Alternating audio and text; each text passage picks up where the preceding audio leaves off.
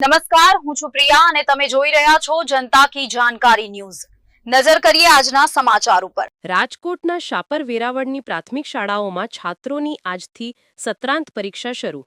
રાજકોટ જિલ્લાના કોટડા સાંગાણી તાલુકાના વેરાવળ શાપરમાં આજરોજ 10થી વધુ પ્રાથમિક શાળાઓમાં છાત્રોની આજથી સત્રાંત પરીક્ષા શરૂ થઈ ગયેલ છે, જેમાં જિલ્લાભરમાં આજરોજ પરીક્ષા યોજાઈ રહી છે।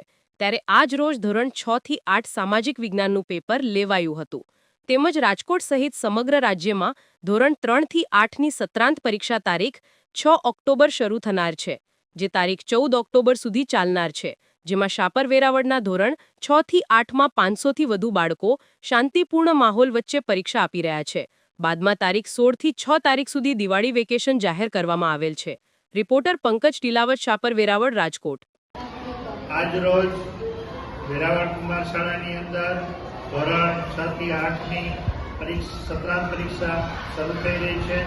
એની અંદર બ્લોક નંબર 1ની અંદર 36 છોકરા છે, એમાંથી 35 છોકરા હાજર છે અને 1 છોકરો ગેરહાજર છે। અને આ રીતે શાંતિપૂર્ણ રીતે વેરાવળ કુમાર શાળાની અંદર પરીક્ષા ગોઠવાઈ છે।